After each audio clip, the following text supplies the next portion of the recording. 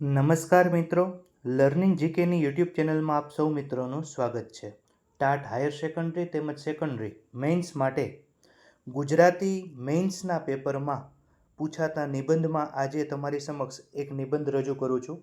આધુનિક ભારત અને શિક્ષક.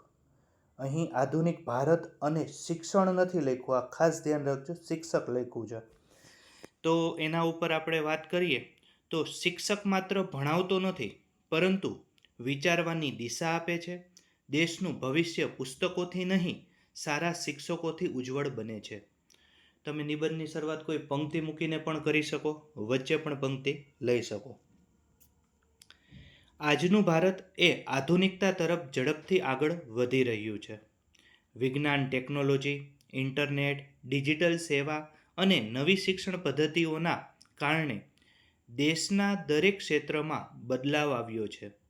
આજનો વિદ્યાર્થી મોબાઈલ અને કોમ્પ્યુટર દ્વારા દુનિયાભરની માહિતી મેળવી શકે છે. દેશ વિકાસના માર્ગે આગળ વધી રહ્યો છે. આવા સમયમાં શિક્ષકનું મહત્ત્વ વધુ વધી ગયું છે.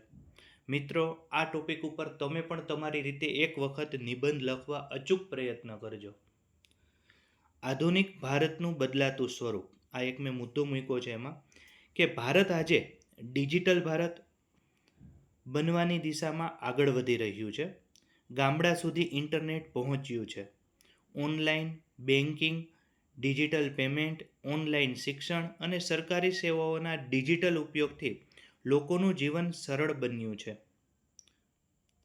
વર્ષ 2026માં વિદ્યાર્થીઓ online class, smart board, mobile application અને એઆઈ જેવી નવી ટેકનોલોજી દ્વારા અભ્યાસ કરી રહ્યા છે. હવે શિક્ષણ માત્ર વર્ગખંડ સુધી મર્યાદિત નથી રહ્યું. વિદ્યાર્થીઓ ઘરે બેઠા વિશ્વસ્તરીય શિક્ષણ મેળવી શકે છે. એટલે કે વિશ્વ આખામાંથી જ્યાંથી પણ એમને જ્ઞાન લેવું હોય તે મેળવી શકે છે. નવી શિક્ષણ નીતિ એટલે કે એનઈપી દ્વારા કૌશલ્ય વિકાસ, પ્રયોગાત્મક શિક્ષણ, માતૃભાષા ઉપર ભાર મૂકવામાં આવ્યો છે. શિક્ષણને વધુ સરળ, વ્યવહારુ અને જીવનમુખી બનાવવાનો પ્રયત્ન થઈ રહ્યો છે. પરંતુ આ સમગ્ર બદલાવ વચ્ચે વિદ્યાર્થીઓને સાચી દિશા આપવાનું કાર્ય શિક્ષક જ કરી શકે છે. આધુનિક યુગમાં શિક્ષકનું મહત્ત્વ. તો કે આજના સમયમાં માહિતી મેળવવી સરળ બની ગઈ છે, પરંતુ સાચું અને ખોટું શું છે તે સમજવાનું કાર્ય શિક્ષક કરે છે. મોબાઈલ તે સમજાવવાનું કાર્ય શિક્ષક કરે છે. મોબાઈલ અને સોશિયલ મીડિયાના યુગમાં વિદ્યાર્થીઓ ઘણીવાર ભટકી જાય છે.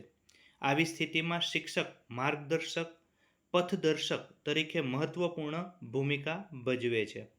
શિક્ષક માત્ર વિષયનું જ્ઞાન આપતો નથી, પરંતુ તેમને શિસ્ત, સંસ્કાર, મહેનત અને માનવતા જેવા ગુણો પણ શીખવે છે.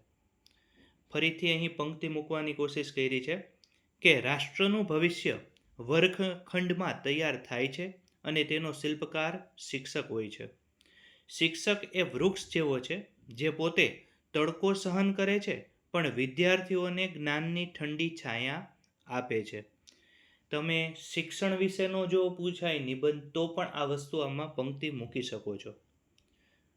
આજના શિક્ષકને માત્ર ભણાવવું પૂરતું નથી, પરંતુ વિદ્યાર્થીઓને જીવન કૌશલ્ય પણ શીખવવું પડે છે, જેમ કે ટીમવર્ક, સમસ્યાનો ઉકેલ, સર્જનાત્મક વિચારશક્તિ, ડિજિટલ જ્ઞાન, નૈતિક મૂલ્યો વગેરે.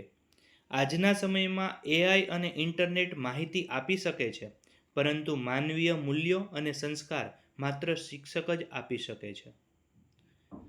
શિક્ષક સામેના પડકારો. તો આધુનિક સમયમાં શિક્ષક સામે ઘણા પડકારો ઊભા થયા છે. વિદ્યાર્થીઓનું ધ્યાન સોશિયલ મીડિયા તેમજ મોબાઈલ ગેમ્સ અને મનોરંજન તરફ ધ્યાન વધુ રહે છે.